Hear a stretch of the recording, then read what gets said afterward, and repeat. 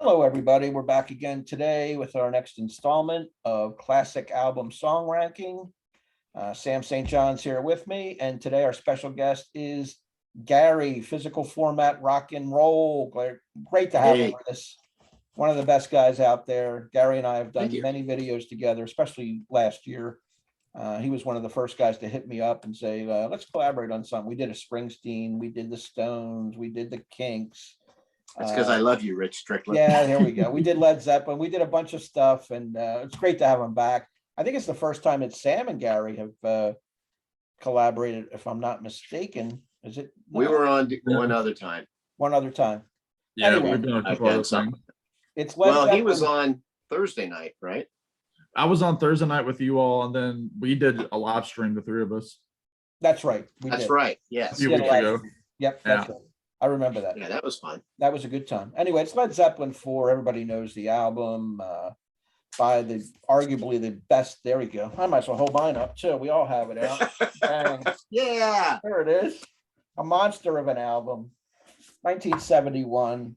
Led Zeppelin at that time was arguably the biggest band in the world for the whole decade of the 70s, in my opinion. I mean, they had their first three albums, which were excellent. And then this one with Stairway to Heaven on it just vaulted them to a new stratosphere and legendary status that they would carry with them until, unfortunately, John Bonham died in 1980 and the band dissolved. But what can you say?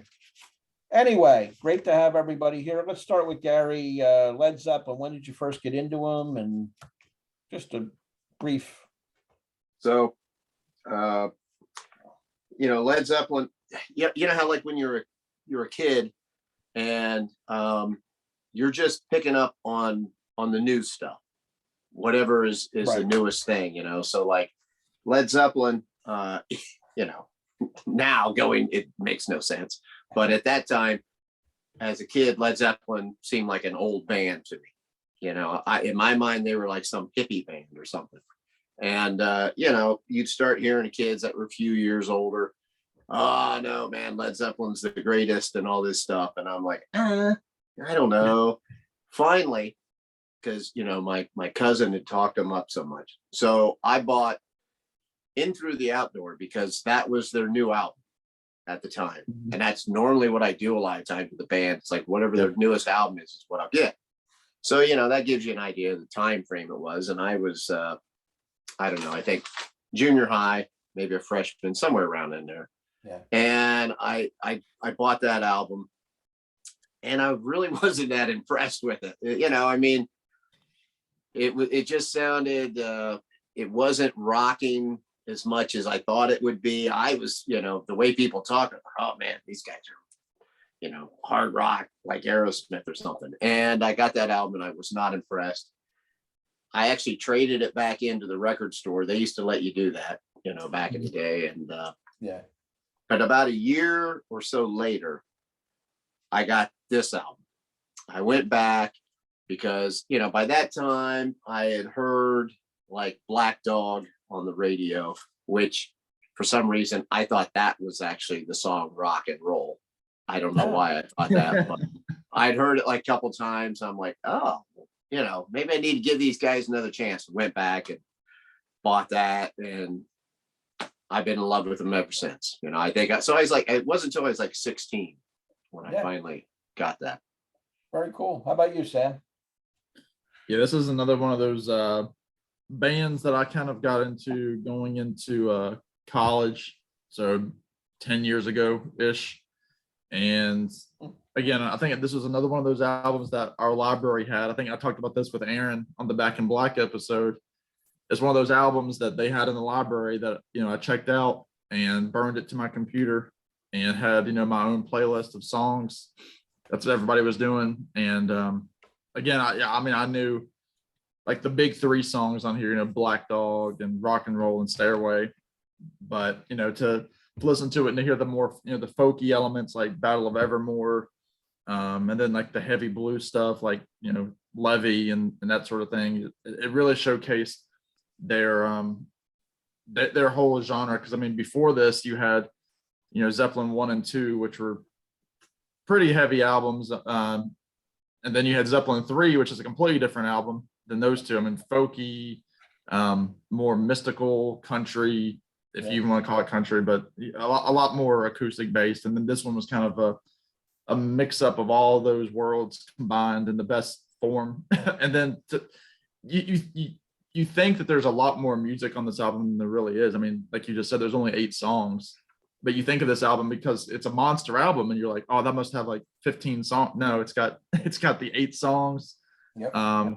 You know, when the levee breaks, that's essentially like an old blues song. So really only 7 originals, so to speak.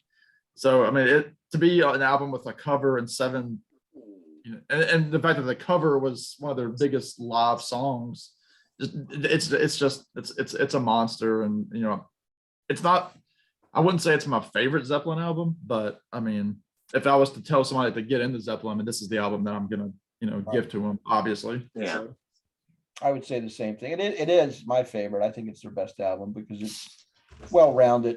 It's got a little bit of the acoustic. It's got the hard rock. It's got the blues. It's got a cover. It's got pretty much everything you need. So what we're going to do today is what we do every time. It's a formula. We're going to rank the songs from worst to best, even though there's really not a worst song on this album. We always say that with these classic albums. They're all great songs.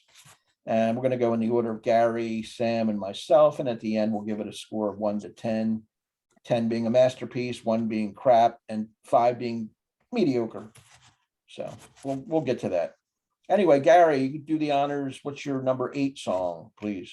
Okay, first off, like you said, there are no bad songs on here. I love all these songs, but something's got to be last. Right. So for rounding out the bottom for me is the song 4 Sticks.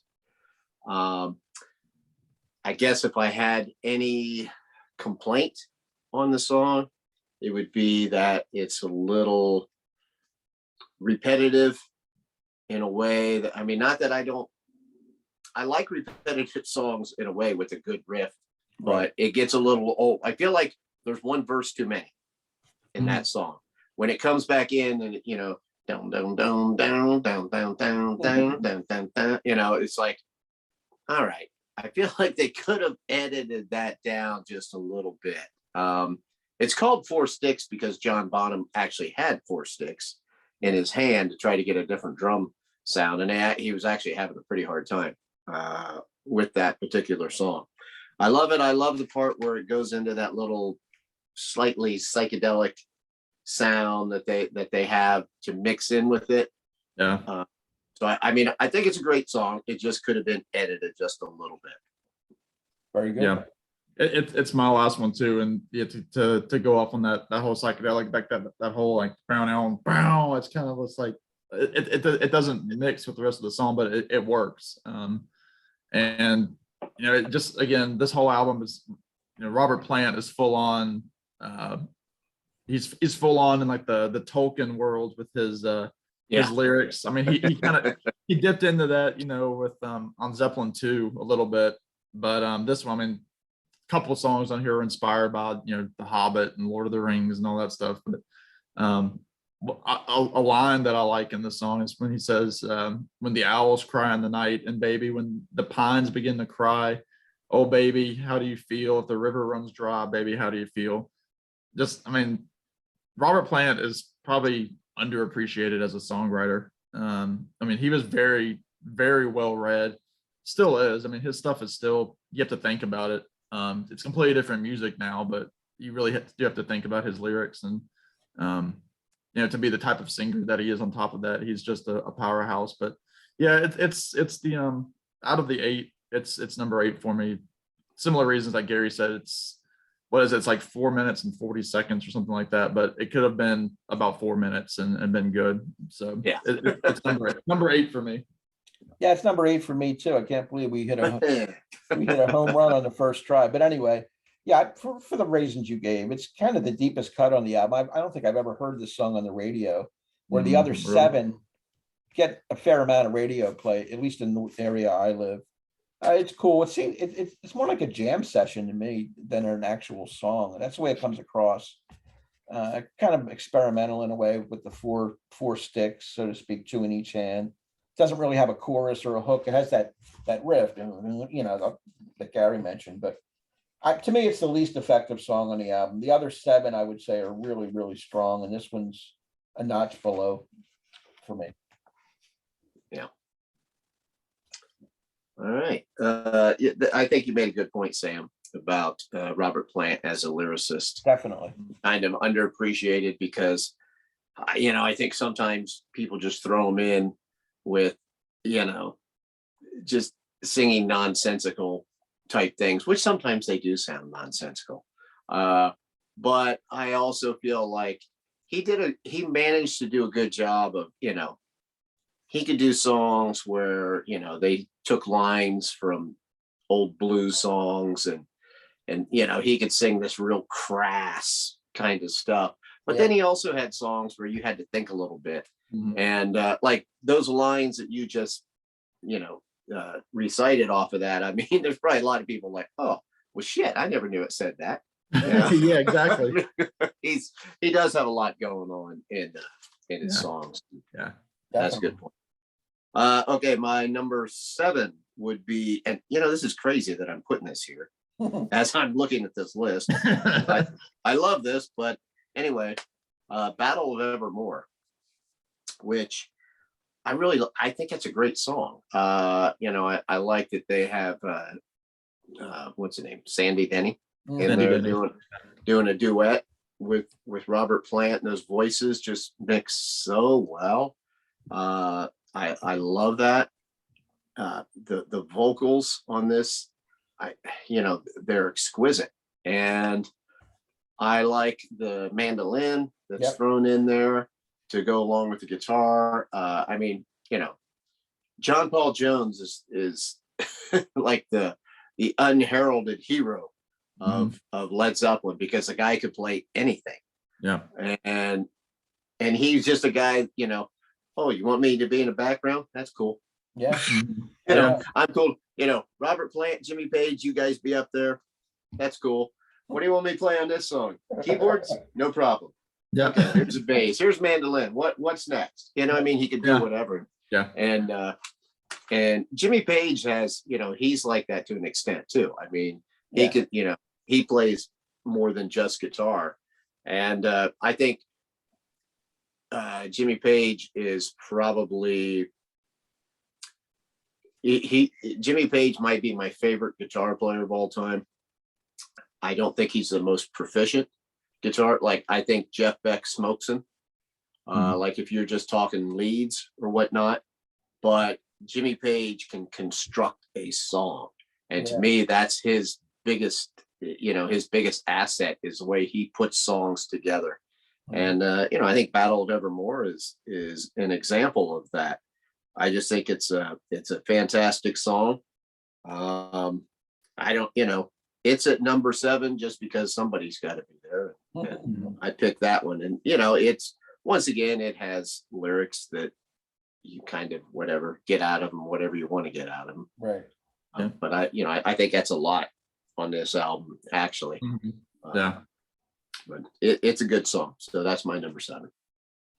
Well, I'll keep talking about it. Oh man. Again, I did the same thing. I have it at 7 also. Go ahead. Oh, wow. That's amazing. Well, it's funny. Again, probably a few years ago, this probably would have been top 3 for me. Simply because, you know, I mean, y'all know my kind of music, and you know, you've got the mandolin and, you know, the harmony vocals. But for me, it like the older I get, it might be Sandy Denny's vocals that might put it a little bit further back. They're great. I mean, very, you know, mystical, like gypsy kind of, you can like imagine this, you know, hippie, like hanging out in a field in this tall grass, you know, singing this song like that sun up, you know, and doing some sort of incantation. But I don't know, I guess over time it's just dropped as I've liked some of the a little bit more of the heavier stuff on here. It's just moved its way down. And what I found interesting in doing research for this was that Page is playing the mandolin on this, whereas, you know, like on the other song, Going to California, that's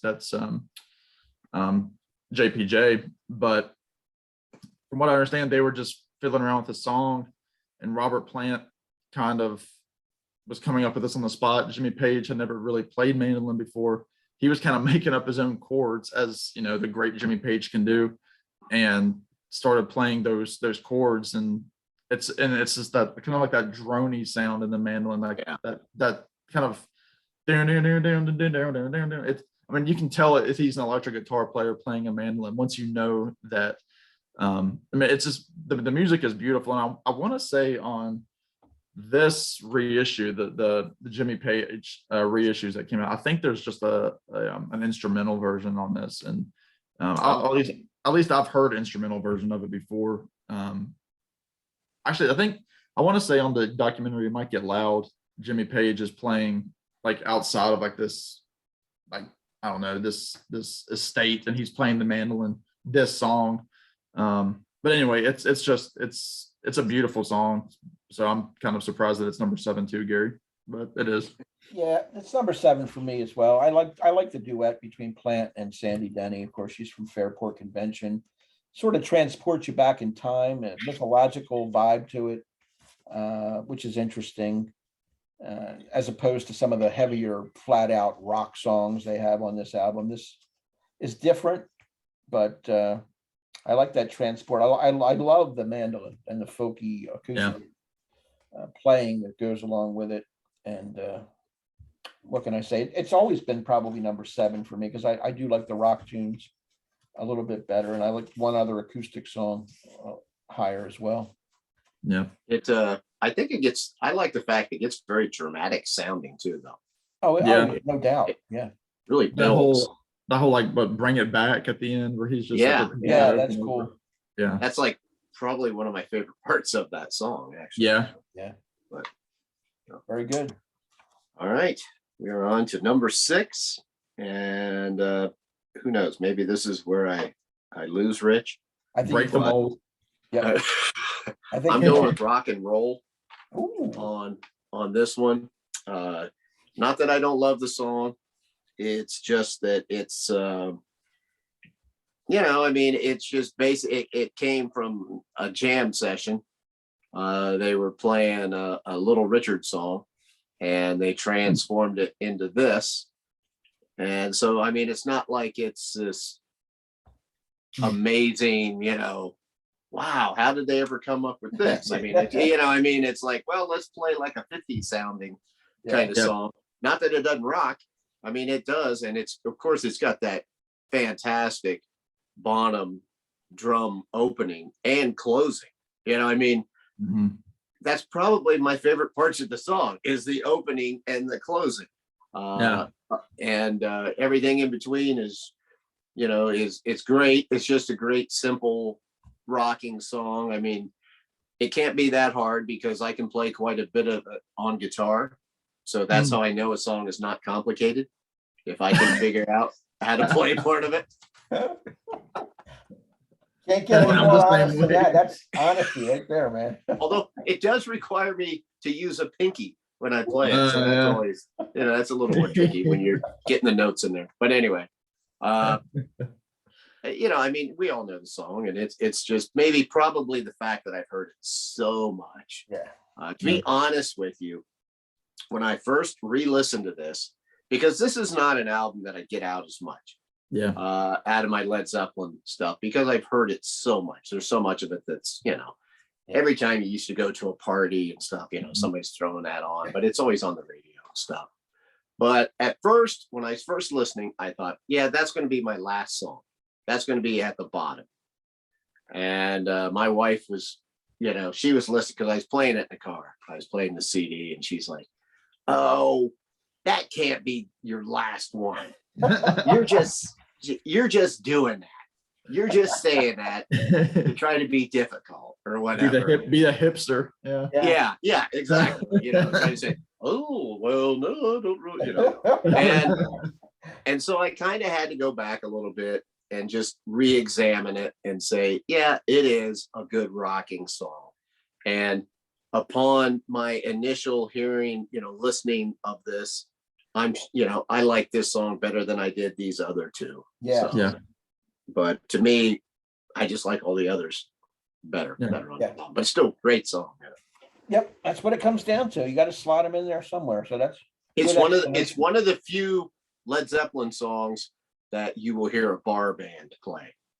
Oh You know, yeah. because They it's can not attempt complicated. that one. So Yeah. hey, we're gonna play some Led Zeppelin for you. Oh, let me guess. You know. Yeah. Oh. Very cool. Sam, 6. For me, number 6 is the lone cover on the album When the Levee Breaks. Oh man, Sam and I are on fire. Go ahead. Oh, really? Yeah. That's Yeah, he funny. got me on. Nah. That's why we're co-hosts, Rich. Because We don't rehearse this. This is natural. Go ahead. no, there's no bartering No. behind closed doors. No. It's a great song. I mean, it's one of those songs that, I mean, they killed it live. It was written by Memphis Minnie and Kansas Joe McCoy. But you know, with names like Memphis Minnie and Kansas Joe McCoy, you know you're liable to get a heavy song, right? Yeah. I mean, that beginning is just, you know, that slow, steady, you know, beat by Mr. Bonham. You know, you've got that harmonica by the Robert Plant is playing, the blues guitar from it's truly a band effort, that intro. It's been covered by everybody. I've heard, you know, gospel singers do this. I've heard other rockers do it. I mean, I think like people like Foo Fighters might have done it before. I don't even know.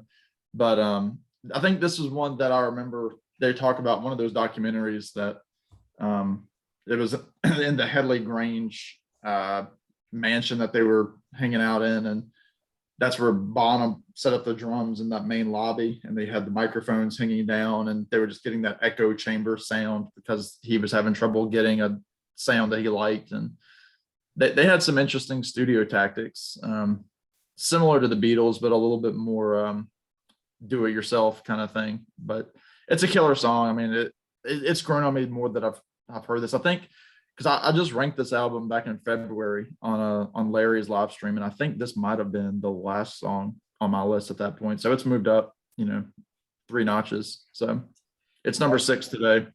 I love the song, but like Gary said, and Sam, what can you do? If you like 5 songs better, this is going to be 6. I love the drumming on this. This stands out to me, this Bonham drumming.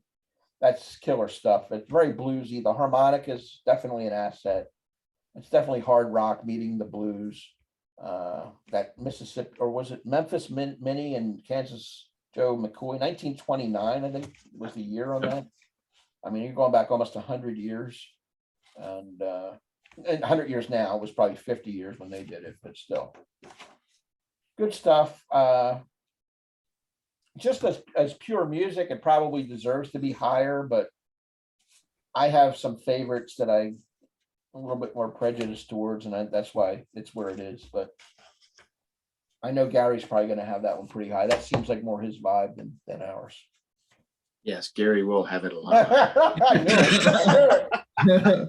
I can tell by the face. Yeah, We broke no our poker spirit. face there. He's saying under his breath, "Who are these amateurs? These rookies?"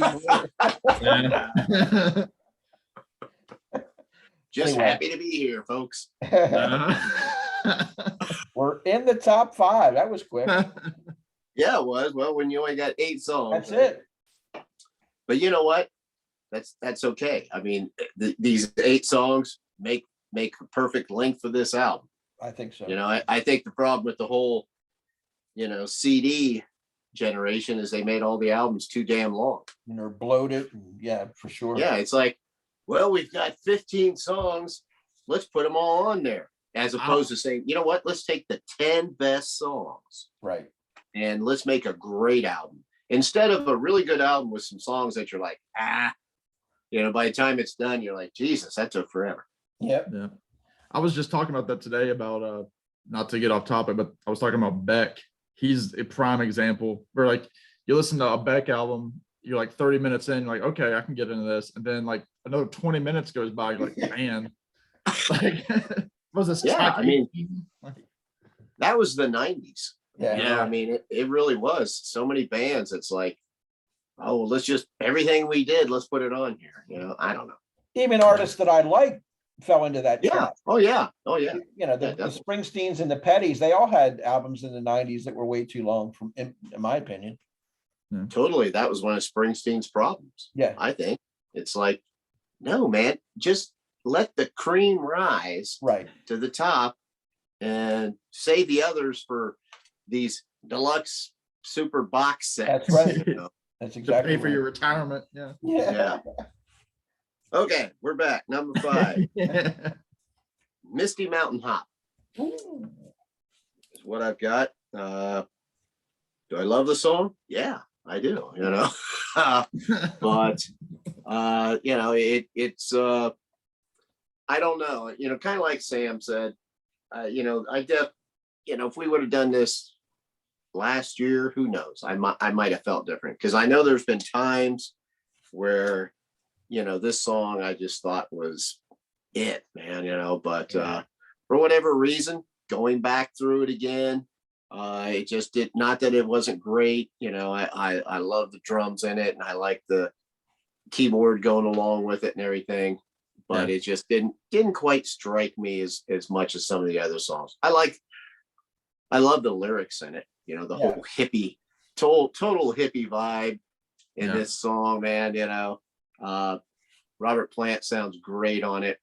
It's got a, you know, neat little guitar line where Page is like overdubbing with himself there, you know. You know, it's really cool, but it's a number 5. Very good. It's number 5. You have it too, huh? It's number Nice. 5. Yeah. Another one of those inspired by Tolkien. The Hobbit and the Misty Mountains where the dragon lived and all that good stuff. Yeah, I mean, it's that whole hippie vibe with, I mean, the keyboards at the beginning are very, very 1960s, honestly, and it kind of takes you back to, you know, I mean, music fans know, but I mean, a lot of people that are just casual fans. Jimmy Page, you know, was a session guy before he was, you know, hanging out with the Yardbirds and then doing Zeppelin. So this kind of takes me back to like a session that he would have sat in on, you know, with like some of those 60s garage bands that didn't amount to anything, one hit wonders and that sort of thing. And it always reminded me of that. But to me, the organ kind of makes it for me. But then you get, you know, the hippie lyrics about, you know, flowers in her hair and wanting to score and all that stuff. And so it fits the vibe. Maybe even slightly outdated for when this album came out. I mean, that song, lyrically, it might have been huge in 1967, 68. Yeah. So I don't know when it was written. I mean, I don't know if Gary, you know, if it was an earlier song or what the deal was, but no, it was written for these sessions. Okay, well, that's interesting. But yeah, you're right. It does almost seem like it could be already outdated. But I think, you know, Robert Plant was, you know, he definitely had that hippie vibe to him that he kept through, you know, their first 5 albums, really. It wasn't wearing his shirt. He was, you know, wearing the tight jeans and, you know. Oh yeah, he had his nuts squeezed in there. Yeah, putting stuffing the pants. Doing all this stuff. Yeah, wearing women's lacy shirts and all that good stuff. But and who knows what went on in the hotels and the airplanes and everything else, from what we understand. A lot. They were in bed by 9. Yeah, watching right. Lawrence Welk. All right, my number 5 is Going to California, acoustic folk. You would think it would be higher knowing my taste, but just shows you the power of this album. From what I hear, it was inspired by Plant and Page admiring Joni Mitchell. Someone told me there's a girl out there with love in her eyes and flowers in her hair. They're going to California. I'm going to smoke my stuff and drink my wine. I love that. I like those little innuendos and lyrics and stuff. There's a reference to earthquakes out there because they were getting bombarded with them at that time for whatever reason. I made up my mind to make a new start, going to California with an aching in my heart. I just love the lyrics on this. And the simple playing, very acoustic, breaks up the album well from what we heard previous and later on the album. It's near the end. What's it, 6 or 7 in line? I think it's near, I believe it is. It's I on think the it's 7. I think it's song. I think it's 7. So you have all the hard rocking stuff, and then at the end, of course, when the levee breaks. But great song. It used to be higher, but some of these rock tunes, I just can't get enough of them now. So they vaulted up a little bit. Push Going to California into the middle of the pack at number 5. All righty. So we're up to number 4. Yep. My number 4 is Going to California. I love this song. Yeah, it's a great song. You know, I mean, it's one of those songs where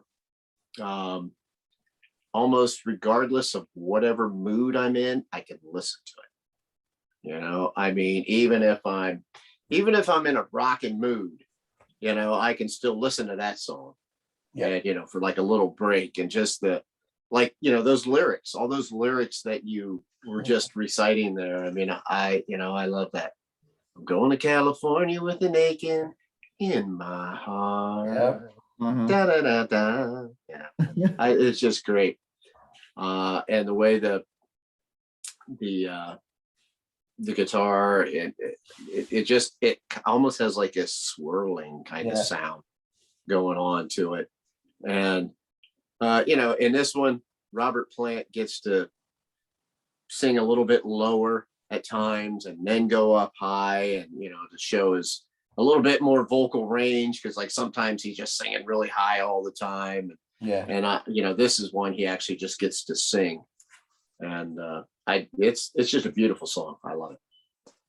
No Well, I'll doubt. say that Gary singing the song made the one female watching this video swoon. So well done. Yeah. Yes, no, that's your job, Sam. Yeah. That's why you're here. That's it. Yeah, I should have started ranking just another random album, and nobody would have noticed. Number 4 for me is one of the big hits, Black Dog, the opener.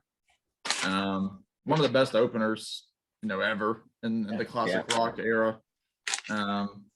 It takes me back to being about in 8th grade, you know, when I was just getting like my first iPod and all that good stuff, and downloading like the greatest hits of different bands, like, you know, Zeppelin. And at that point I was listening to like the greatest hits of Zeppelin, Aerosmith, Pink Floyd, you know, the stuff that you listen to when you're 14.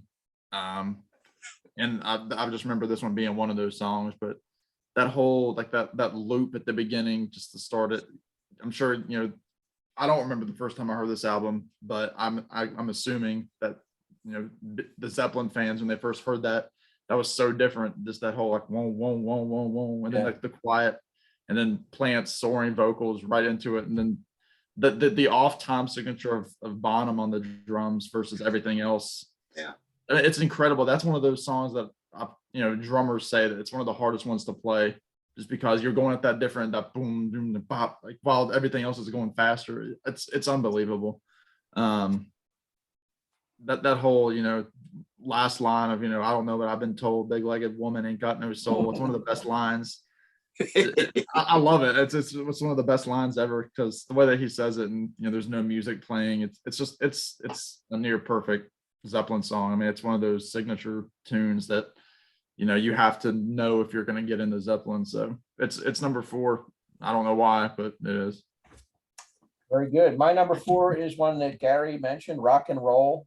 That beginning drum intro is what put it at number 4 for me, because like you said, I don't know it's a simple song, because I'm not a musician, but I'll take your word for it. But I'm not either. Well, you're more so than I am. But I just love it. You know, it's overplayed, yes, we know that, but it's a pure hard rocking classic song, and you know, every time it comes on the radio, it just jumps on you right away. Just absolutely that jam. It's killed more people than any other song. Yeah, it's been a long time since we rock and roll, and he's got the high notes going. I love everything about it. So Number 4 is a good spot for me. All right. Okay, man, we're getting to the big dogs now. Number 3, and once again, all depends on what point in my life you ask me. But since here in 2022, for number 3, I am going with this, Stairway to Heaven. I have, you know, I think when you become a Led Zeppelin fan, and if you're like really into them, like I am, you know, you go through different phases with this song. You know, I went through the phase where I totally loved it and listened to it all the time, tried to decipher what the hell it was all about, you know, knew every word to the whole damn song. And then you get to a point where, you know, yeah, I'm a little tired of this song. You know, it's lost that dramatic effect for me and everything. And so I kind of made it a point for quite a while to, like, anytime that song would come on the radio, you know, I'd click it off. I didn't want to hear it. And I tell you what, probably just a few years ago, we went and saw a show that had Cheap Trick, Joan Jett, and Heart. And so, you know, all bands that I love. Yeah. You know, I've grown up loving them. Heart was the headliner. Well, they came back for their encore and they did Stairway to Heaven.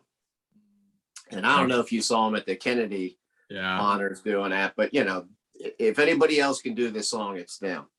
And they did the whole damn song. I mean, when they first started, I'm like, oh, wow. But I'm thinking, well, they're probably just going to play the beginning and then go into some medley.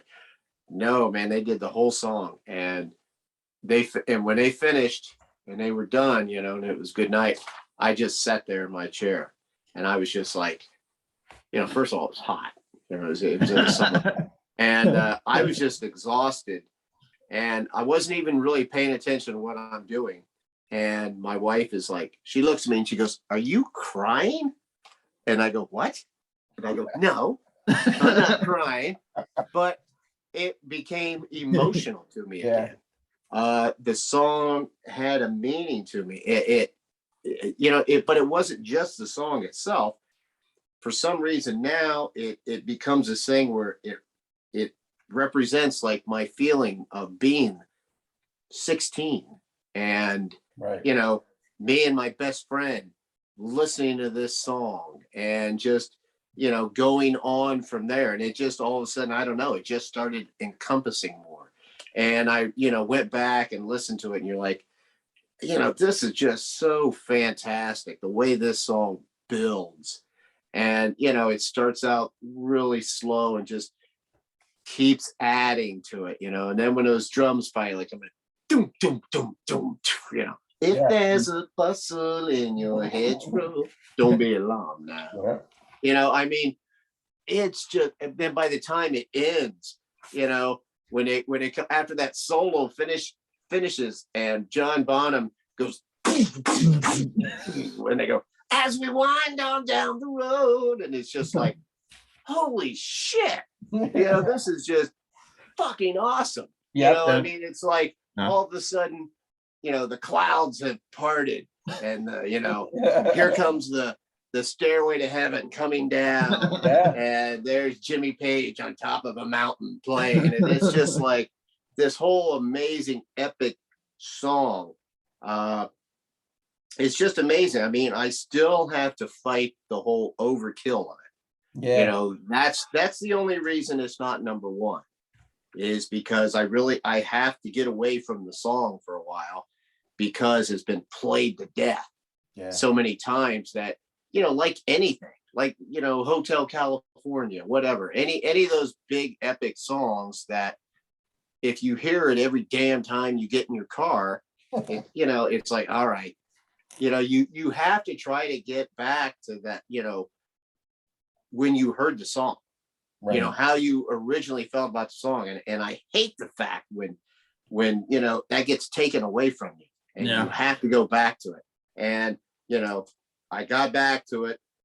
It was starting to fade a little bit for me, you know, so I'm trying to stay away from it, but it's an amazing song. It's just, you know, it's just there's the solo in it.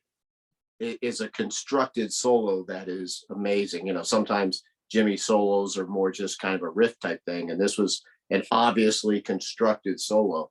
And you know, it's just great. And you can get out of the song what you want. Right.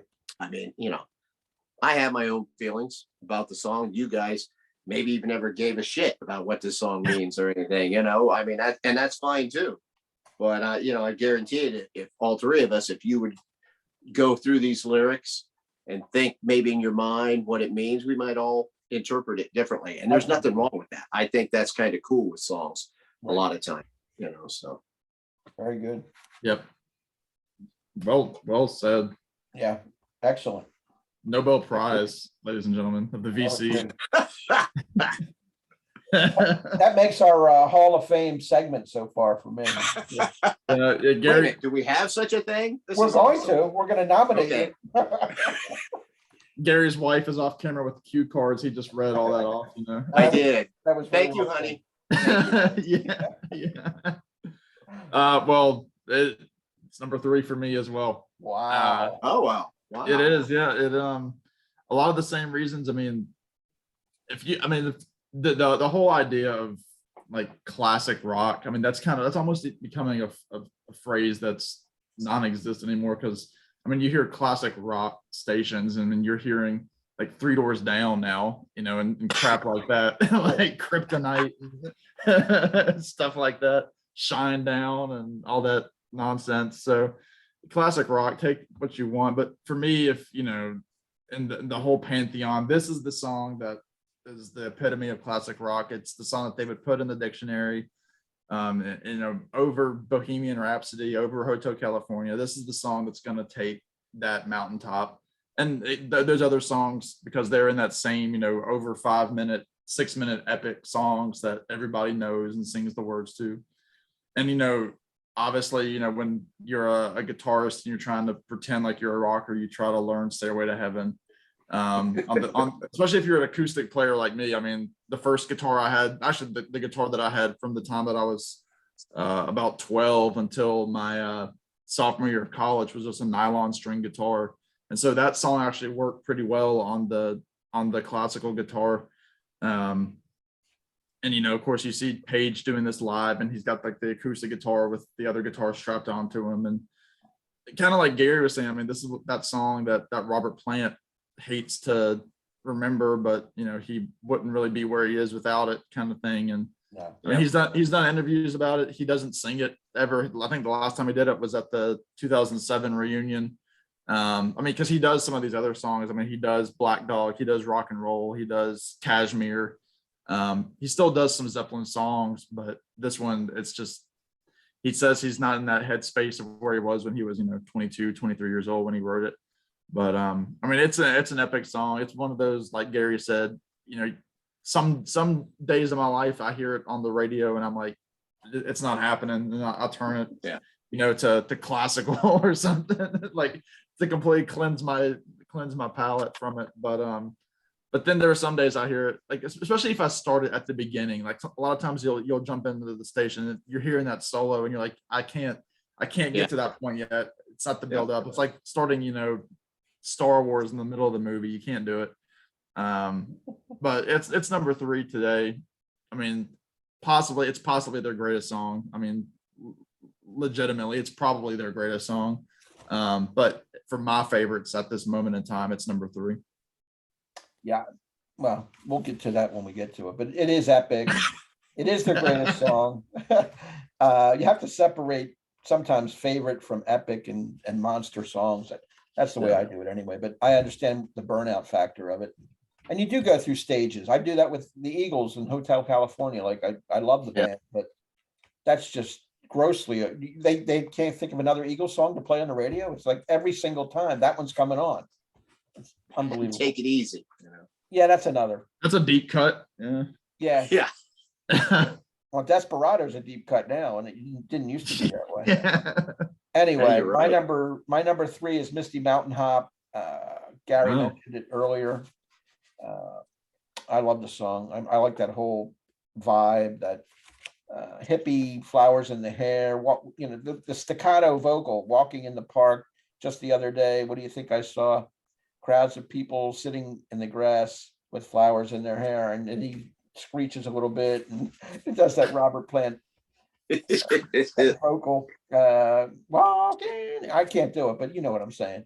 It's a totally different vibe from any Zeppelin song on the album. It's just different.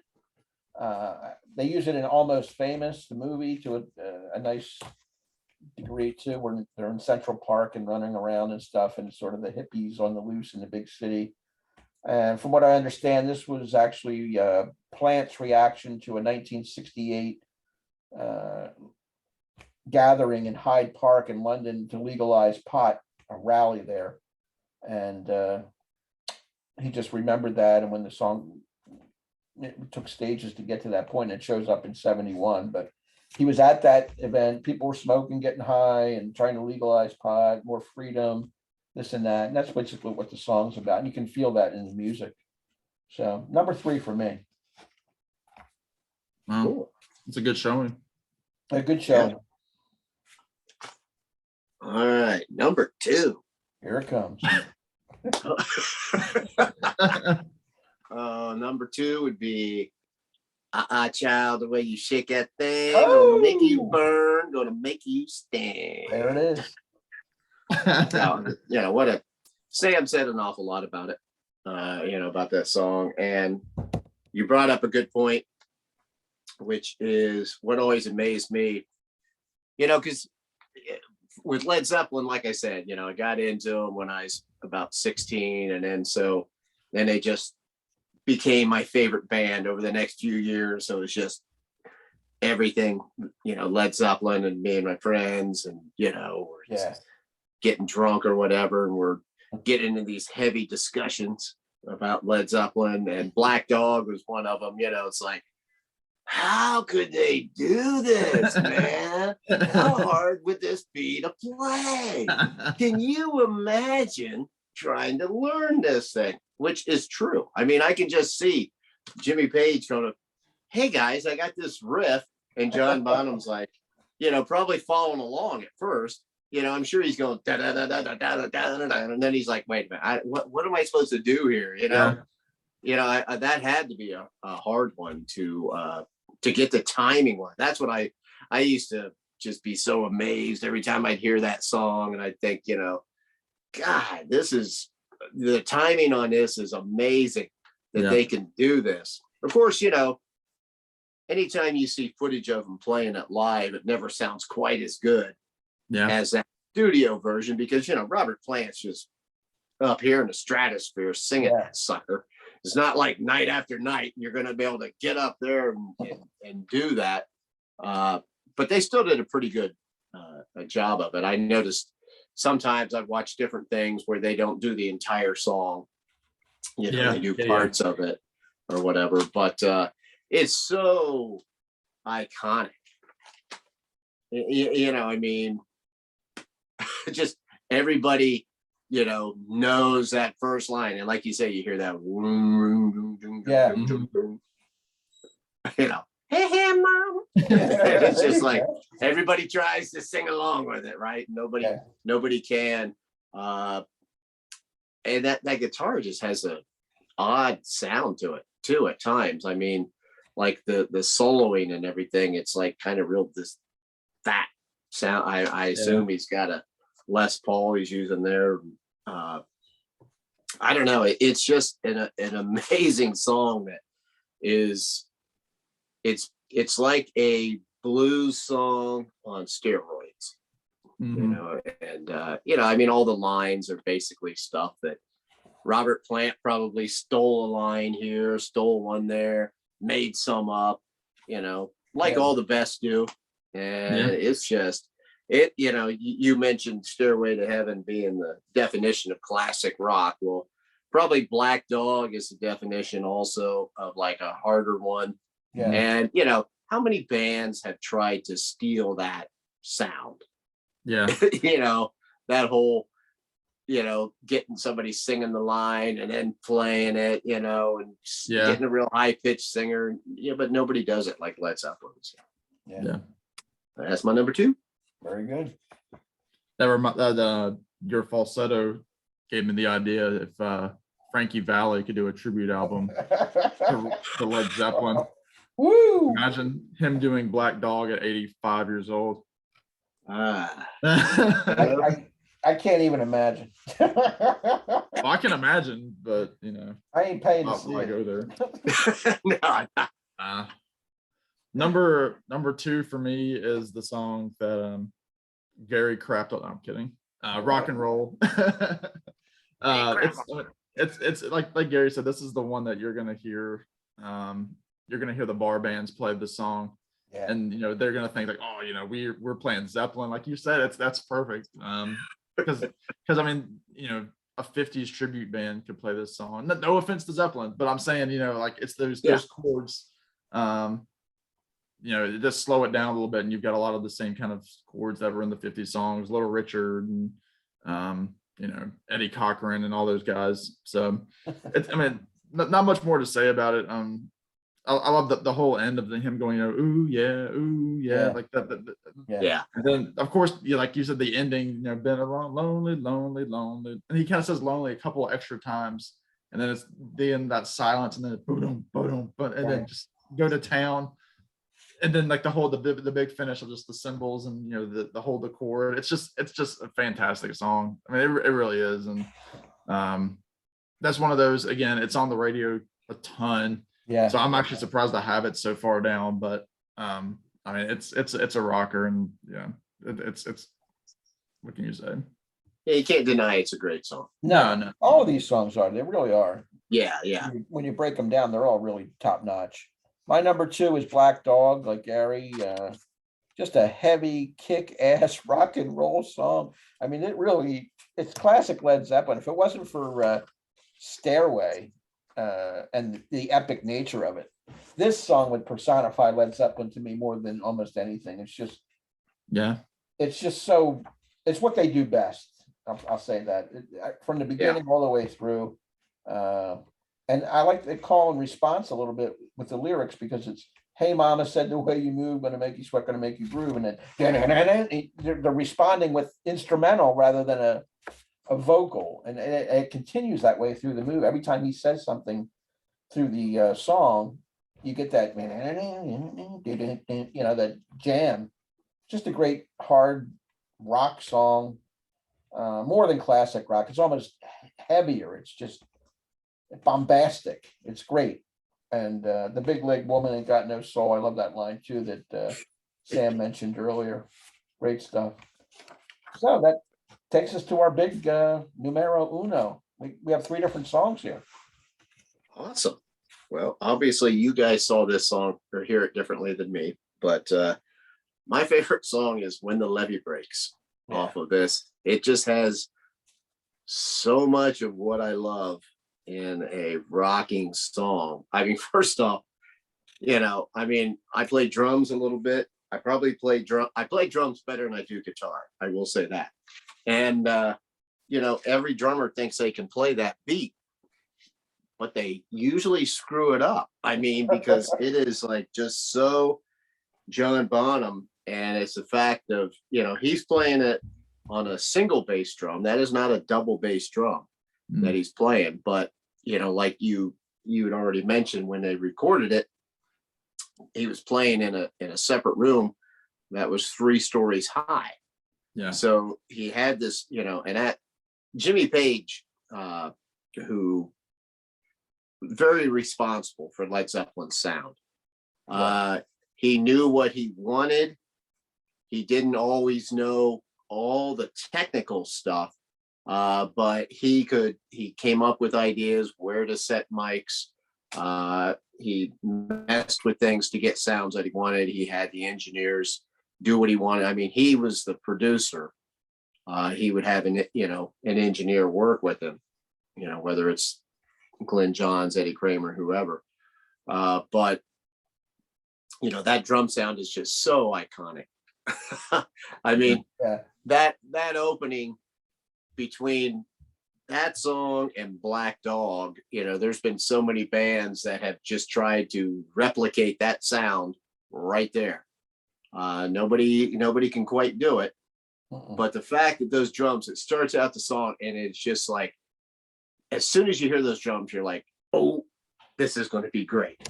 I mean, and it comes in with the guitar and they've got that distorted, backwards echoing harmonica going throughout the song. That's just great. And I like the way the song just has this this drone thing going on, and those drums just keep smashing it, and then they go into that, like I said, once again, another like kind of psychedelic and then those drums it's just like, oh, I mean, as I'm listening to that whole song, I'm just like, oh God, you were just talking about Black Dog and how it represents Led Zeppelin and their sound, especially during their earlier period. And this, to me, that also represents Led Zeppelin. I mean, just the sound of it, everything, the vocals, the fact that it's yes, it's an old blues song, but just like if you skip a couple albums, you go to Presence and they do Nobody's Fault But Mine, which is an old Blind Willie Johnson song.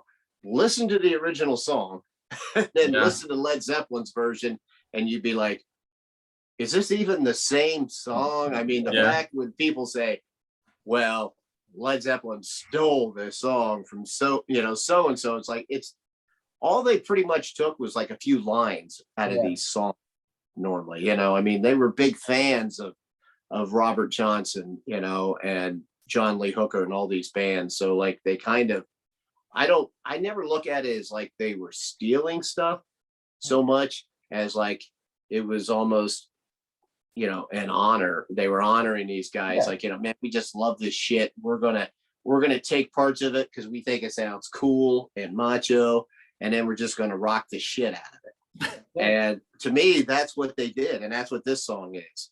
If you listen to the original version that you alluded to, it doesn't sound like that. It doesn't sound, this song, and but they, if nothing else, Led Zeppelin, and this is what they did for me, was they got a lot of people interested in blues artists who never had before, because there was a big revival in the mid and late 60s and early 70s of these blues artists because of bands like the Rolling Stones and Led Zeppelin and the Yardbirds and whatnot, doing these blues songs to where people go back and they're like, well, wait a minute, who's Howlin' Wolf?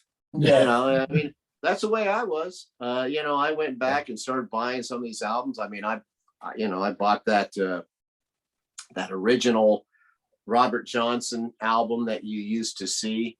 That was like a mixture of some songs from his two different recordings. I don't think I ever would have went back and listened to that before if it wasn't for bands like Led Zeppelin and stuff. And then I'm like, oh wow, this stuff is great. And this song to me is just like a heavy ass blues song, and I just love it. It's a song on here that I've heard this a ton, but I've never gotten tired of this song. That's why it's number one for you. Perfect. Number one. Yep, makes sense. And I might have to move it up after that spiel there. That was pretty good. You saw me on it. The Led Zeppelin soapbox down there. That was good. I mean, mine is not really a surprise to people. It's going to California. I remember that there was one of the first, quote, deep cuts of Zeppelin that I got into. Like, it wasn't really played on the radio that much for me, in middle school when I was really listening to classic rock radio. And I mean, I love the whole the harmony of the guitar and the mandolin. It's just it's a beautiful song. It really is. And for this one, it is John Paul Jones on the mandolin. As Gary mentioned earlier, he was a man of many talents. He could play anything with a string on it, and then then some. Definitely didn't get his due, but I think he liked that. I mean, he was kind of the Charlie Watts of the Zeppelin world. I mean, he sure he had his hard living and all that stuff, just like Charlie, but he never really, from what I could tell, really fell into that whole phase of like the rocker like Jimmy Page did, or Bonham, or like the Keith Moons or the Keith Richards. He was just a steady rock the whole time, and he still is. I mean, you look at him, you're like, man, he looks pretty good for a guy pushing 80. And he's looked the same since 2000. But it's just one of those great songs, and like Gary was saying, I mean, it shows Plant not really putting anything on, and he's not really rocking that golden lion persona that he took on in the 70s as the demigod of the rock world. It's just a fantastic song. I love that Zeppelin has those folk influences, and I love that whole part where it's kind of like they kind of do like the effect on Robert's voice. I don't know what he was singing through to kind of have that echo sound at the end where he's like, throw me a line, and I do it. Like he's throwing out all these lyrics. I think I might be sinking. Kind of that whole part. It's great. I love it. It's I knew it was going to be number one, but I had to think about it for a minute, because I'm like, yeah, should Stairway, should Black Dog be up there? But I was like, nah. I'll go with this one. I'll go with the non-hit. I'll be the hipster this time. So I can go with your heart. You have to. Going with the heart. So it's number one today. Yeah, I'm very predictable. I went with Stairway to Heaven, the signature song. How dare you, Rich? I know. I just can't get away. You're not cool at all. You're not cool. I'm not. I can't get away from the epic greatness of the whole track, the different sections, the different tempos and styles. It starts out real mellow and acoustic. It gets loud as hell, and the solos just blows everybody away when they hear it. Just the epitome of Led Zeppelin for me. All the guys sound great on it. They all do their part. Contributes to a masterpiece. I mean, flat out. And I've not gotten to the point where I have to shut it off on the radio, although I admit that it's way grossly overplayed. But I have no control of that other than don't put the radio on. Yeah, well, and that's it. Yeah, I'm definitely like what you said, Sam. If it's in the middle of it, no way. Yeah, I agree with I'm that. going to listen to it. I agree with that too. But if it comes on and I'm thinking, okay, we'll do this, because the thing is, if I'm going to do it, I'm cranking it and I'm singing the whole damn song. So, all 8 minutes. Yeah. And there's something about the buildup too, where it starts off as one thing and it just grows and gradually takes on, more meaning as you sing along with the lyrics. And well, at one point, I mean, the guitar sounds like Plant's vocal. That, I mean, he's doing like that now. I mean, like, it's just, his Plant is miming it at the same time. It's great. Yeah, that was a lot of fun. Now we're going to do our ranking of the overall album on the 1 to 10 scale. Of course, 10 being the masterpiece, 1 being horrendous, and 5 being mediocre. Gary, what do you have? 10. There it is, easy, right out of the chute. Sam, we know you don't like to give 10s. Nah, I haven't given one. You said this was episode 7? 7th, yeah. Yeah, I mean, it's high for me. I mean, it's probably a 9. I'll give it a 9. Tough grader over there. I'm going 9.5. I'll go right in the middle. The only thing that holds it back is 4 sticks. It takes a half a point off. Other than that, it's a 10 for me, because every other song is epic. And yeah, I mean, even the ones I put at 6 and 7, I still love them. It's 4 sticks holds it back a little bit. Still not horrible. Well, yeah, I kind of went by like what you say, Rich. Like, because as far as the 1 to 10 thing, I was going to rank it a little bit lower, but the only reason I would do that is because I've heard it so much. Yeah. Mhm. And I know you always say, well, I'm not going to judge a song just because I've heard it Well, that many times, That's my. which is theory. right, which is right. And so Yeah. I'm thinking, yeah, I mean, this is, you know, this, I mean- this album got me interested in Led Zeppelin, for God's sake. So I'm giving that a 10. Yeah, and it turned you on to like the blues guys that you mentioned too, which is, Yeah, exactly. Yeah, for sure. it really scored big. So awesome. I want to wrap this up. I want to thank Gary, of course, Physical Format Rock and Roll. Check his channel out, subscribe to him. There'll be a link below in the description. Same with Sam St. John, my usual partner. You guys did a great job. I really appreciate it. Check out Sam. Let's get him to 400 subs. He's about 5 away right now. I Whoa. just hit it the other day with, I don't know how, but the grace of God, but I'm there. Now it's another 100 to get to that halfway point. So we'll see what it's. You should be at 1,000, Rich. It's been a grind, but I'm plugging away, and so is Sam. And Gary's going to be at 1,000 before you know it. You're in the mid-8s, I think. So, Yeah, I'm at 8, I don't know, 20, 30, somewhere. yeah, right you'll around get there. there. Hopefully we'll all get there in due time, but that's not the point. Please like, subscribe to all these guys, leave some comments. We'll answer all your responses. Give us your top 8 songs in the order that you like them. We like that kind of interplay between the audience and ourselves. So for Gary and Sam, this is Rich. We'll see you next time. Thanks for watching. Bye. See ya.